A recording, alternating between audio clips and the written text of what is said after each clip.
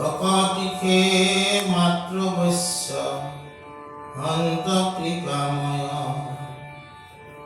প্ৰপঞ্চিয়া ইটো কথা কহিলো নিশ্চয়।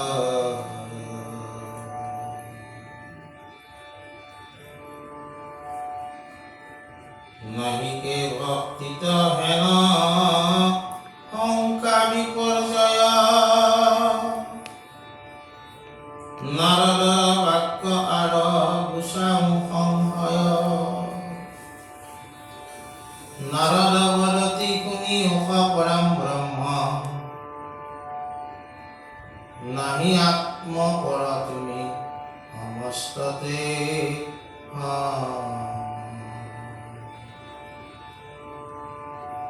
যিহেতু পৰময় আত্মা ইটো জগতৰ এতে কেশৱাটো সম দৃষ্টি নিৰন্তৰ। নিজানন্দে লাভে পূৰ্ণ তুমি লক্ষ্মীপতি নাহি অনুৰাগ আন বিগয়ক প্ৰতি।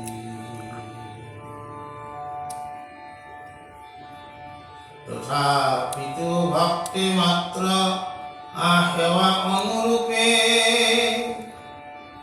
তোমাৰ প্ৰসাদ পাৱে কহিলো স্বৰূপে। কদাচিতো অভকতে তোমাক নপাৱে তথাপি বিষম তুমি মোহিকে স্বভাৱে।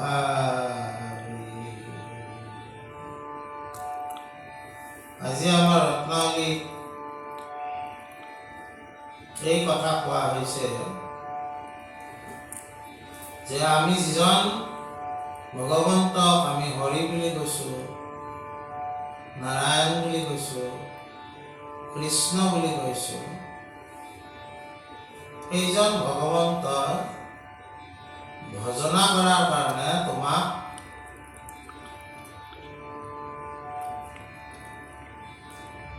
কোনো তাৰমানে বিশেষ এটা কথাৰ দৰকাৰ নাই। তুমি কি জাতিত জন্ম পাইছা, তোমাৰ কুল কি, তোমাৰ ধৰ্ম জ্ঞান কিমান, ইত্যাদি ইত্যাদি কথাবিলাক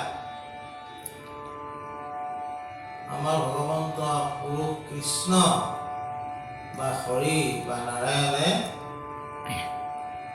এইবিলাক কথা নিবিচাৰে।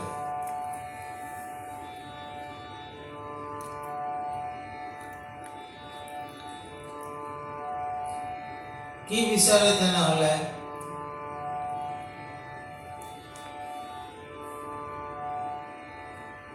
একান্ত ভকত হবে নিৰ্গুণ কৃষ্ণৰ গুণ, গাৱে সদা বকিয়া যথাত, বৈকুণ্ঠক পৰিহৰি যোগীৰ হৃদয় এৰি, থাকা হৰি সাক্ষাতে তথাত।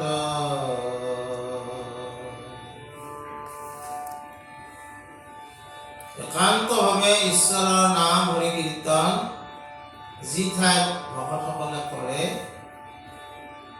সেই ঠাইলৈ ভগৱন্ত নিজে আহে বুলি কৈছে। আমাৰ এই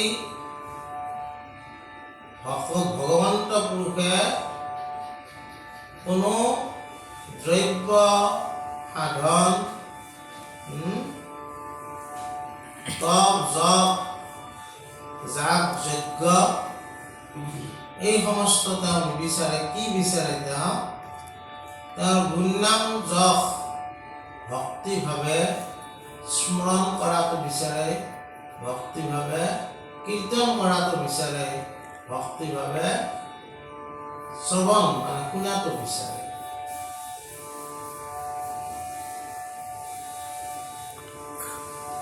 আৰু সেইকাৰণে কৈছে নাহি ভকতিত জাতি অজাতিৰ বিচাৰ, কৃষ্ণ ভক্তিত সমস্তৰে অভিজ্ঞা। আমাৰ এই ভক্তি ধৰ্ম কাৰণে আচলতে আমাৰ কি শংকৰদেৱৰ ধৰ্মটো ভক্তি ধৰ্ম। ইয়াতো আচলতে কোনো জাতি বিচাৰ নাই। পৰৱৰ্তী সময়ত এই ধৰ্মটো ৰক্ষণহীনতাই দেখা দিছে, কিন্তু আচলতে শংকৰদেৱৰ যিটো ধৰ্মমত, যিটো দৰ্শন, এই দৰ্শনটো হ'ল কৃষ্ণ দৰ্শন।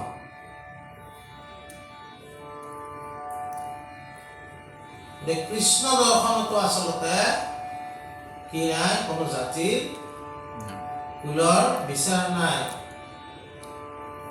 কোনে কিমান জ্ঞানী অজ্ঞানী এইবিলাকৰ বিচাৰ নাই। স্ত্ৰী শূদ্ৰে কৰে যদি আমাত ভকতি, তাহাত কহিবা এইটো জ্ঞান মহামতি।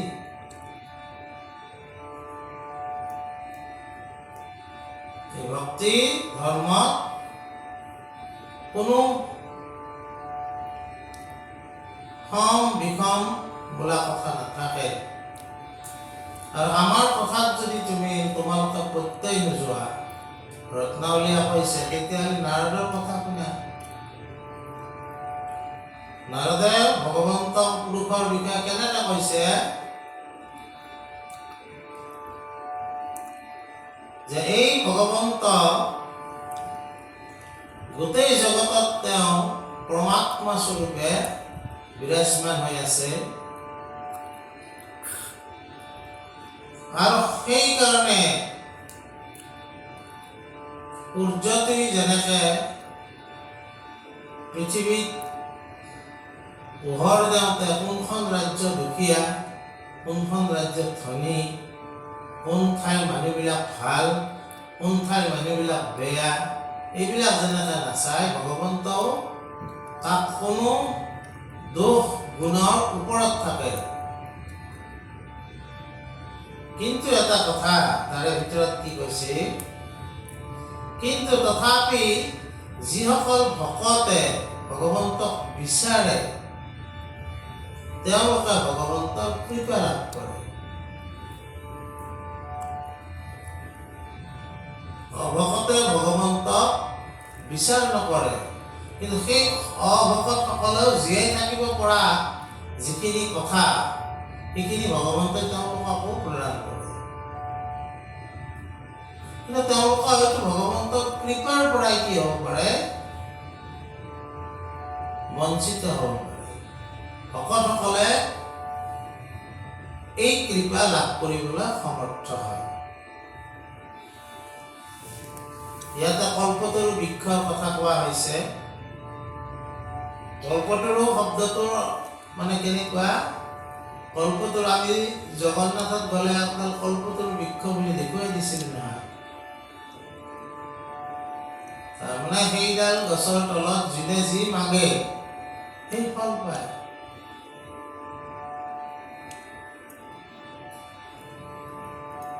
কল্পতৰু বৃক্ষত মাগন্তাজনক সেই ফল দিব। ভগৱন্তক ভক্তি কৰাজনে ভগৱন্তৰ কৃপা লাভ কৰিব, আৰু যিসকলে ভগৱন্তক ভক্তি কৰা নাই তেওঁলোকেনো কেনেকৈ কৃপা লাভ কৰিব। মনুষ্য জন্ম লয়,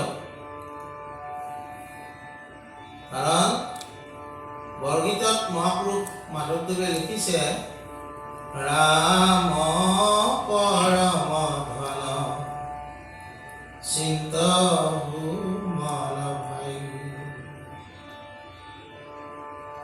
তনু চিন্তামণি বিফল হি যায়,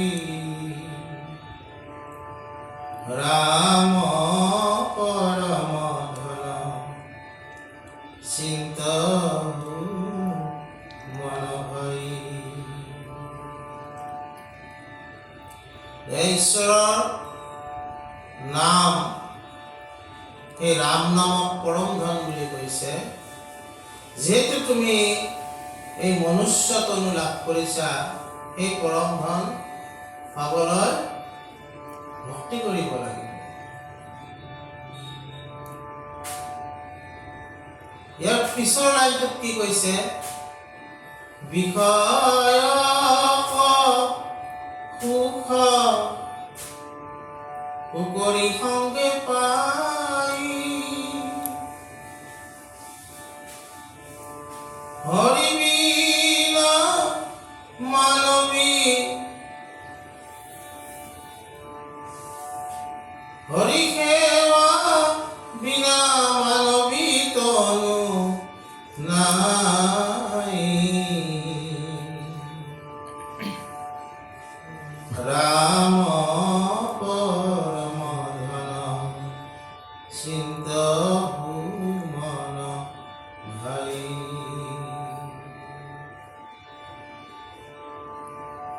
তাৰমানে কি, যিমান গাহৰিকে আদি কৰি যিমান জীৱ আছে সকলোৱে বিষয়ৰ সুখ লাভ কৰি আছে, কিন্তু হৰি সেৱা তেওঁলোকে লাভ কৰা নাই। যিহেতু তুমি মনুষ্য জীৱন লৈছা, এই হৰি সেৱাৰ পৰাই তুমি কিয় বঞ্চিত হোৱা? সেইকাৰণে হৰি ভক্তি কৰা।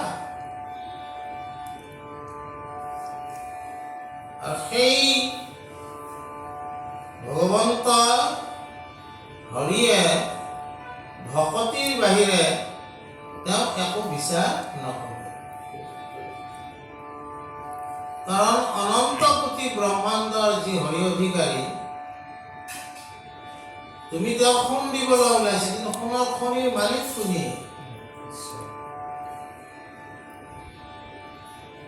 যদি ভগৱন্তই সেই সোণ পৃথিৱীত নথলে হয়, তুমি ক'ৰ পৰা পালা হয়? কিন্তু মালিকক তুমি কি সোণ দি তুমি কি সন্তুষ্ট কৰিব ওলাইছা? তুমি সোণ কিমান দিবা? 10 তোলা দিবা, 1 কেজি দিবা, 1 কুইণ্টেল দিবা? কিন্তু গোটেই পৃথিৱীত যিমান সোণ আছে সকলোৰে মালিক কোনে আচলতে? ভগৱন্ত গুৰু। তেওঁক তুমি সোণ দি পেলাই কি সন্তুষ্ট কৰিব ওলাইছে? আমাৰ এই হৰি বা কৃষ্ণ বা নাৰায়ণ ধন সোণ ঐশ্বৰ্য বিভূতিৰে তেওঁক সন্তুষ্ট কৰিব তুমি নোৱাৰা। তেওঁ কি ভাল পায়? তেওঁ লুব্ধ বুলি কৈছে। কিহৰ লোভিয়া? নামৰ লোভিয়া। কেৱল নাম স্মৰণ, নাম শ্ৰৱণ, নাম কীৰ্তন শুদ্ধভাৱে সত্যভাৱে কৰিলে ঈশ্বৰ সন্তুষ্ট হয়। ইয়াতে পুনৰাই গোপীসকলৰ কথা কৈছে। গোপীসকলে সৰ্বস্ব ত্যাগ কৰি ভগৱন্তক লগত অৰ্থাৎ জীৱাত্মাই পৰমাত্মাৰ লগত একত্ৰ হ'বলৈ যমুনাৰ বালিত নাচিছিলে। তাকে কি বুলি কৈছে? ৰাসক্ৰিয়া। আৰু সেইকাৰণে সেই গোপীসকলে যিটো বিচাৰিছে সকলো ত্যাগ কৰি ঈশ্বৰৰ লগত যে একত্ৰ হ'বলৈ বিচাৰিছিলে, এইটোকো ভগৱন্তই ভক্তি, শ্ৰেষ্ঠ ভক্তি বুলি কৈছে। গতিকে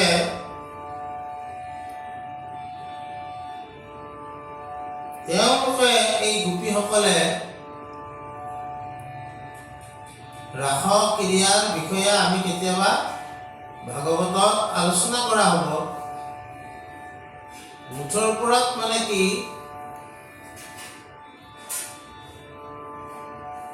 এই গোপীসকলক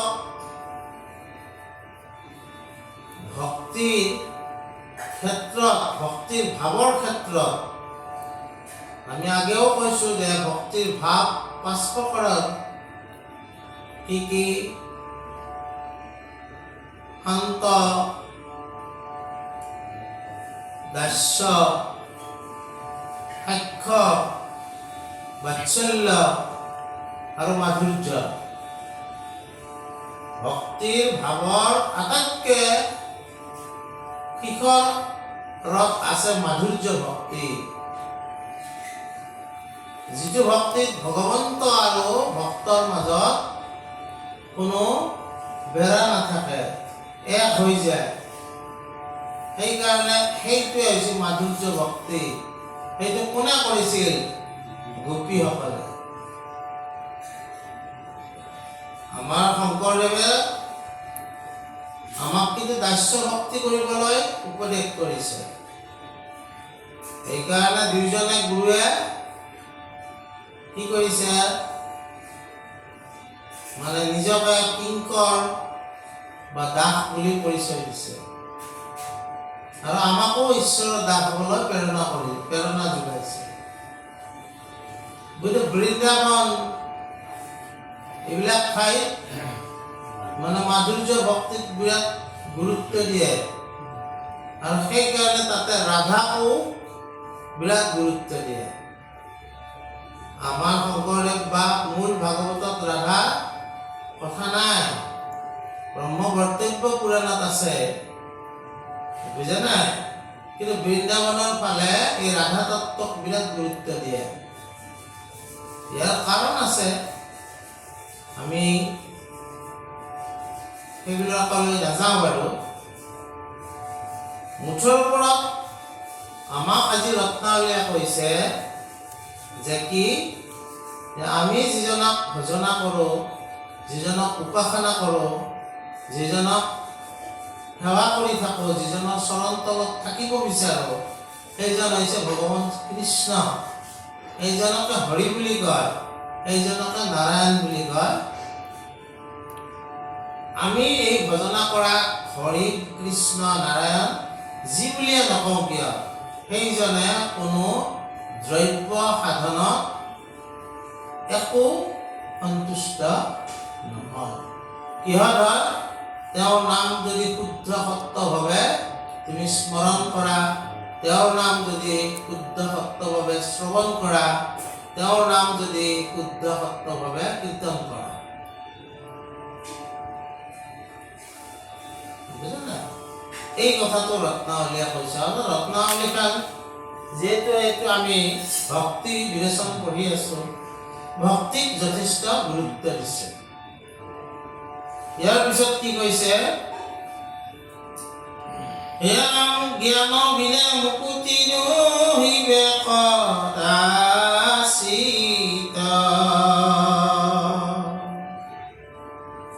বুলিবা কি শিক্ষক মুখ পাইব ভকতীত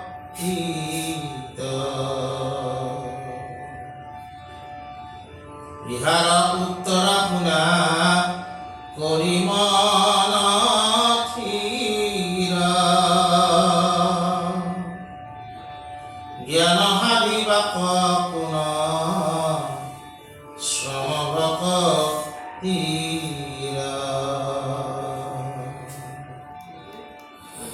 নালাগে জ্ঞানৰ পদে পৃথক সাধন অযত্নে হৈবেক ভকতিতে উপউত্থাপন লয়ুক প্ৰমাণত কবি সিদ্ধৰ বচনে কহি আছে নিমি নিপতিৰ বিদ্যমানে সমস্ত লোকৰ বৰ্ণাশ্ৰময় আছে যত মনু আদি লিখি মুখে কৰায়াবে কত পৰমৰ ৰহস্য জানি প্ৰভু ভগৱন্ত মুখ্য শাস্ত্ৰ মানে নিজ মুখে কহিলন্ত যিহময় উপায় কহি আছে কৃপাময় অজ্ঞানী সকলে কৰি তাহাকে আশ্ৰয়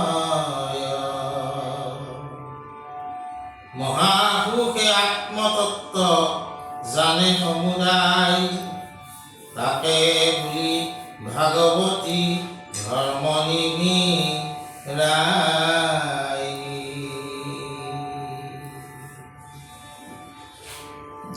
ইয়াতে কৈছে কি যে কেতিয়াবা কেতিয়াবা আমাৰ সন্দেহ হয় যে জ্ঞান অবিহনে কেনেকৈ মুক্তি লাভ কৰিব জ্ঞান দৰকাৰ হ'ব অজ্ঞান মানে আন্ধাৰ জ্ঞান মানে পোহৰ পোহৰতহে মুক্তিৰ ফালে খোজ ল'ব পাৰিব আন্ধাৰত কেনেকৈ পাৰিব এইবিলাক কথা আমাৰ এই সংশয় আমাৰ যেতিয়া জন্মে তেতিয়া আমি প্ৰহ্লাদৰ কাহিনীলৈ যাব লাগিব প্ৰহ্লাদক যেতিয়া দৈত্যৰ শাস্ত্ৰ শিকাবলৈ লৈ গৈছিল বাৰে বাৰে শিকাইও দৈত্যৰ শাস্ত্ৰ তেওঁ গ্ৰহণ কৰা নাছিল কিন্তু হৰিভক্তিৰ কথা তেওঁক কোনেও শিকা নাছিল মানে সন্দামৰ কয় কিন্তু হৰিভক্তিৰ কথা তেওঁ অনৰ্গল ভাৱনা কৰিব পাৰিছিল ক'ব পাৰিছিল তেতিয়া কৈছে যে এইবিলাক তোমাৰ মনত কেনেকৈ উপজিছে কোনে শিকাইছে এইবিলাক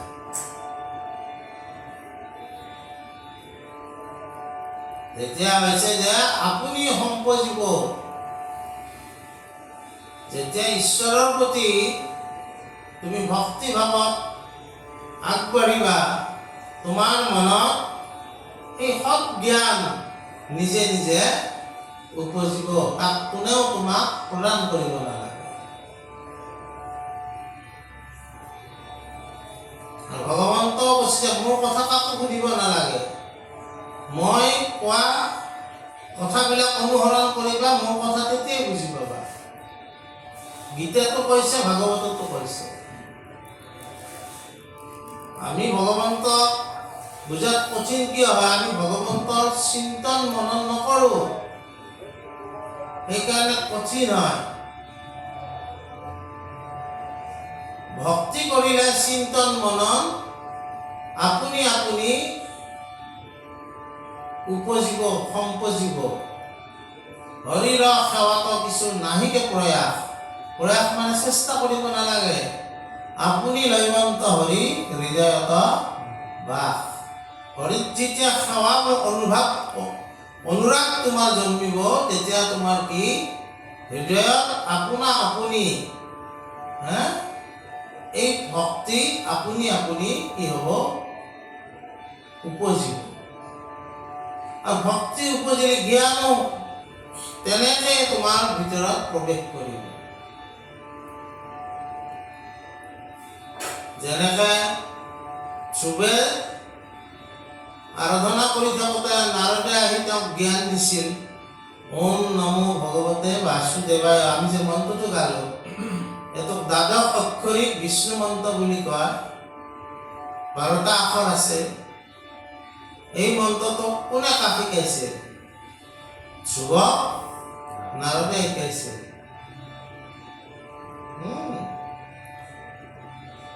ধ্ৰুৱক নাৰদ কিয় আহিল ঈশ্বৰলৈ? ধ্ৰুৱে বিচাৰিছিল ঈশ্বৰক। যদি ঈশ্বৰক আমি বিচাৰোঁ ভক্তিৰ যোগেদি, আমাক যি জ্ঞানৰ প্ৰয়োজন হয় সেই জ্ঞান আমাৰ ওচৰলৈ কিবা নহয় কিবা ৰূপত আমাৰ ওচৰলৈ আহিব। ইয়াৰ কাৰণে তুমি সংশয় কৰিব নালাগে। এই ক্ষেত্ৰত এজন ৰজাৰ নাম ক'লে, নিমি ৰজাৰ কথা ক'লে। ভাগৱতৰ 11 স্কন্ধত এই কথাবিলাক আছে। শংকৰদেৱে ইয়াক বেছি গুৰুত্ব দিছে আৰু সেইকাৰণে এইখন এখন পুথি হিচাপে শংকৰদেৱে ৰচনা কৰিছে। কি নাম? নিবি নৱ সিদ্ধ সংঘ।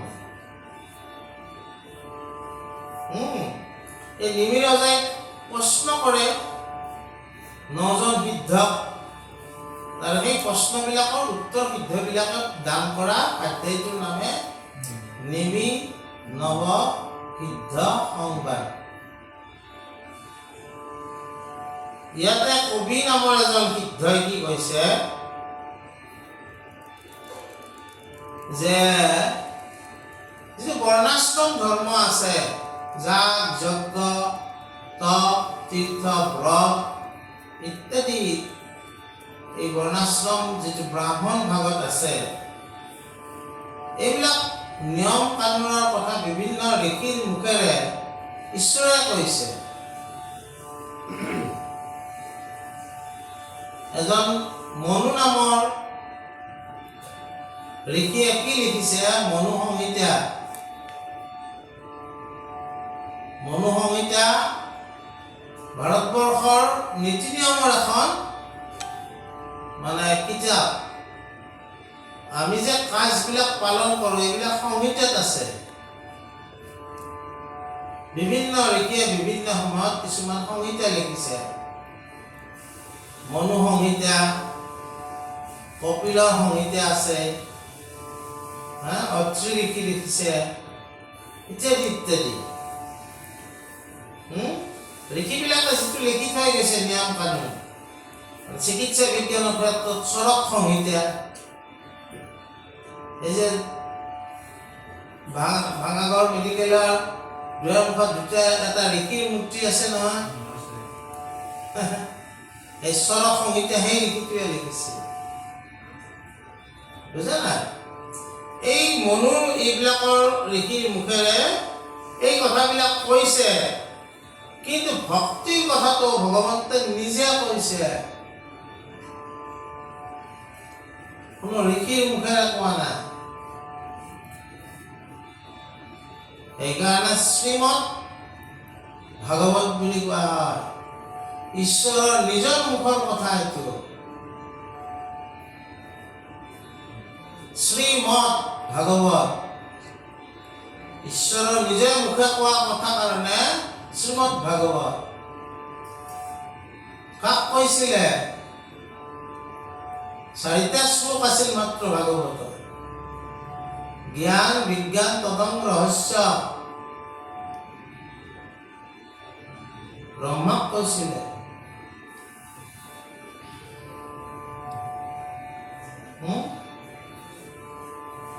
গতিকে এই ভক্তিৰ কথাটো ভগৱন্তই নিজে কৈ গ'ল। ক'ত? এই 4টা শ্লোকত বাৰু ব্ৰহ্মাক কৈছে। আমি এই 4টা শ্লোক ব্ৰহ্মাই বুজিছিলে, তাতে এই 4টা শ্লোকতে জ্ঞান বিজ্ঞান তদং ৰহস্য বুজি পাইছিলে। আমি মনুষ্যটো বুজি নাপাম। আমাৰ কাৰণে ভাগৱত আকৌ ব্যাস লিখিলে বহুত শ্লোক লিখিলে, প্ৰায় 18,000 শ্লোক।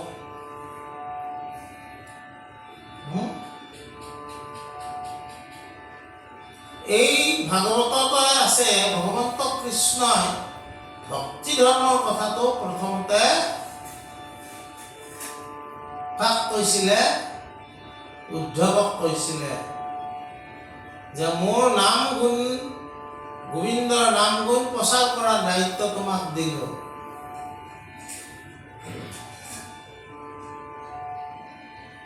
এই নাম গুণ যিয়ে কলিৰ যুগত শুদ্ধ সত্যভাৱে স্মৰণ কৰিব, কীৰ্তন কৰিব, শ্ৰৱণ কৰিব, তেওঁ আৰু বেলেগকে কোনো মনুৰ সংহিতা চাই নীতি নিয়ম অৱলম্বন নকৰিলেও হয়। আৰু সেইকাৰণে আমাৰ শংকৰদেৱৰ যিখিনি আনুগত্য স্বীকাৰ কৰা লোক আছে, তেওঁলোকে সকলো কাম চিম্পলি কৰে। আৰু যিসকলে তাৰমানে বৰ্ণাশ্ৰম ধৰ্ম, বৰ্ণাশ্ৰম যিটো পালন কৰা ধৰ্ম, যিটো ব্ৰাহ্মণ ভাগ আছে, তেওঁলোকে এই ঋষিবিলাকে যিবিলাক লিখি থৈ গৈছে সংহিতাৰ মতে তেওঁলোকে কাম কৰে। এইটোকো কিন্তু অশুদ্ধ বুলি কোৱা নাই, কিন্তু তেওঁলোকে অলপ পাকেই পাকেই যোৱাৰ দৰে হয়, আমি পোনপটীয়াকৈ যোৱাৰ দৰে হয়। বুজি পাইছা না? এই কথাটোকে কৈছে যে এই নিমি ৰজাই যেতিয়া প্ৰশ্ন কৰিছিলে, তেতিয়া কবি নামৰ এই সিদ্ধগৰাকীয়ে কি কৈছিলে? কবি নিগদতি শুনিও সমনিপতি কহো বেদান্তৰ তত্ত্ব স্বভাৱে যি কৰে দান মমহা তপ জপ তীৰ্থ ব্ৰত কায় বাক্য মনে যতে আচৰে লৌকিক বৈদিক কৰ্ম ইয়াৰ একমত ঈশ্বৰ কৃষ্ণৰ অৰ্পিব কি হব ধৰ্ম নিত্য নৈমিত্তিক যত জাতি ধৰ্ম আশ্ৰমৰ যত কৰ্ম কৃষ্ণত অৰ্পিলে জানা কি হোৱে মহাভাগৱত ধৰ্ম। তাৰমানে এই তীৰ্থ হোম ব্ৰত লৌকিক লোকাচাৰ, যি বেদাচাৰ, এই সমস্তখিনি নিত্য নৈমিত্তিক জাতি ধৰ্ম যত যি আছে, এইবিলাক সকলো কিন্তু কৃষ্ণক অৰ্পণ কৰিলে সিও কিন্তু মহাভাগৱত ধৰ্মই হয়। কৃষ্ণ অৰ্পণ নকৰিলে ই মহাভাগৱত ধৰ্ম নহয়। কিন্তু এইবিলাক কৰ্মও যদি ভগৱন্তক অৰ্পণ কৰি কৰে, তেতিয়াহ'লে সিও মহাভাগৱত ধৰ্মই হয়। আমাৰ অসমত শংকৰদেৱৰ যিটো দৰ্শন, ইয়াত পোনপটীয়াকৈ মহাভাগৱত ধৰ্মটো অৱলম্বন কৰা হৈছে। কিছুমানক অকণমান একা বেকাকৈ হ'লেও মহাভাগৱত ধৰ্মটো অৱলম্বন কৰে। বুজা নাই? আমাৰ যিবিলাক আমি বাৰু নাম কীৰ্তন কৰোঁ, আৰু যিবিলাকে শ্ৰাদ্ধ কৰে, তেওঁলোকেও কি কৰে, কাষৰ ফালে এজনে কৃষ্ণ ভকতিৰ গীতা বা কীৰ্তন বা ভাগৱত একফালে পঢ়ি থাকে। অৰ্থাৎ যাতে যিহেতু কলিৰ যুগত মহাভাগৱত ধৰ্ম অবিহনে কোনো কথাই নিসিজিব, গতিকে সেইকাৰণে কৃষ্ণ কীৰ্তনৰ লগত কি কৰে, যোগাত্মক কৰি দিয়ে।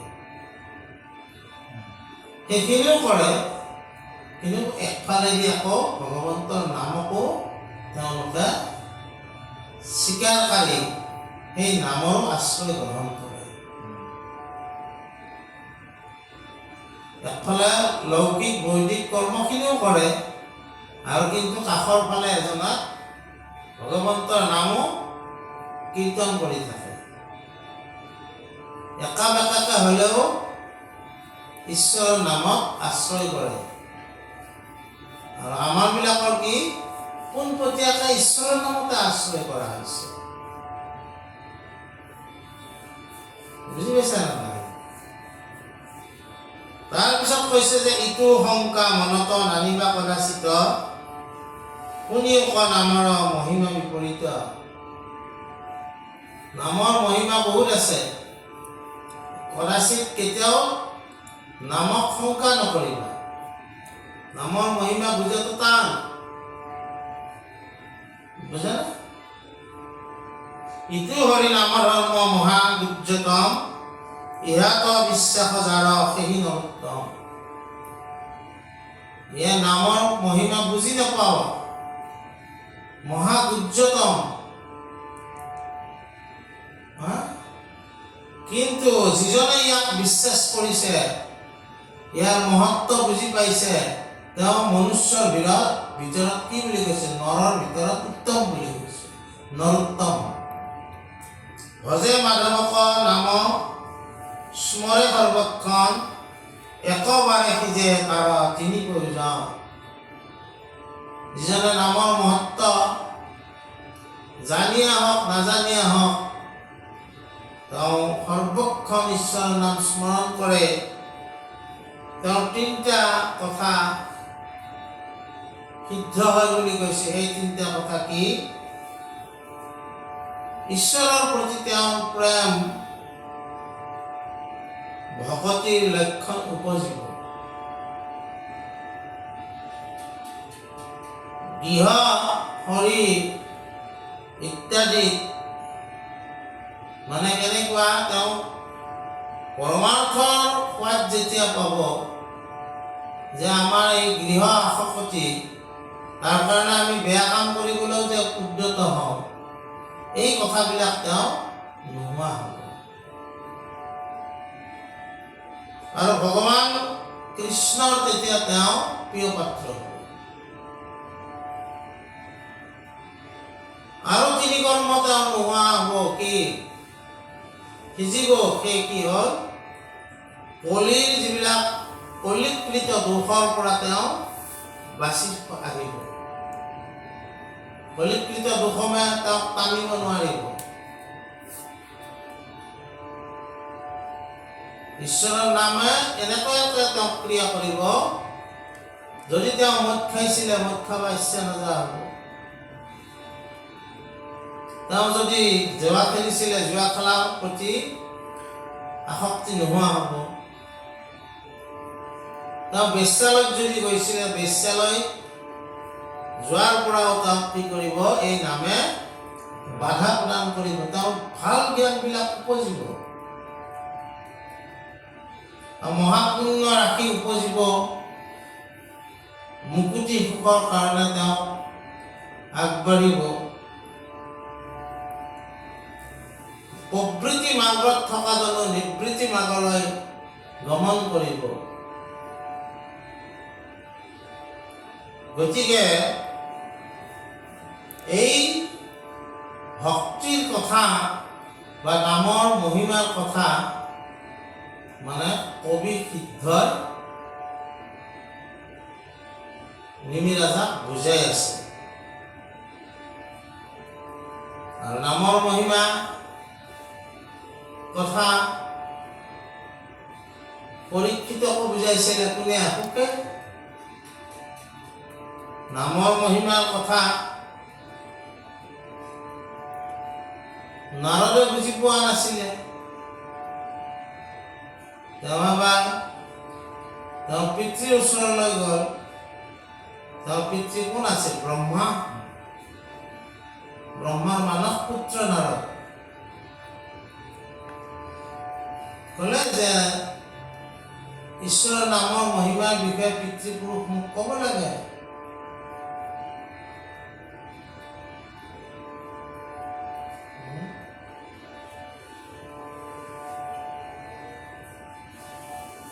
ব্ৰহ্মাই ক'লে মইতো নাজানিম ক'ব।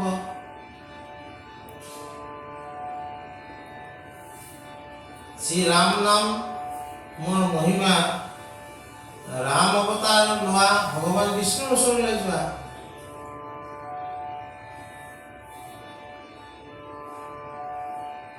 নহ'লে অন্নবৰতে ৰাম নাম স্মৰণ কৰি থকা মহাদেৱৰ ওচৰলৈ যোৱা। প্ৰথম মহাদেৱৰ ওচৰলৈ গ'ল। মহাদেৱে ক'লে ময়ো নাজানিম নহয়, মই ৰাম নাম লৈহে থাকোঁ। তাৰপিছত তুমি বিষ্ণুৰ ওচৰলৈ যোৱা। গ'ল, বিষ্ণুৱে ক'লে ময়ো নাজানো। আৰে তোমালোক তিনিওটাক ইমান গোটেই বিশ্বই মূল দেৱতা হিচাপে সেৱা কৰি থাকে, তোমালোকে ৰাম নামৰ নাম মহিমা নাজানা, কোনে জানিব? বিষ্ণু ক'লে যমে জানে। যমৰ ওচৰলৈ যোৱা।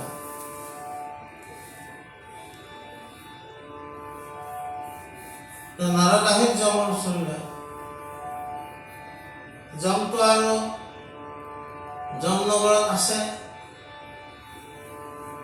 নাৰদে যাই যেতিয়া দেখা দিলে তেওঁক ভৰি হাত ধুই ব্ৰহ্ম ঋষিটো যম ৰাজা বুলি কয়। ৰাজাই ঋষিক গুৰুত্ব দিয়ে নহয়। বাদ্য অৰ্ঘলৈ আগবঢ়াই লৈ যায়, ভৰি হাত ধুই তেওঁক আসন পাৰি বহিব দিলে।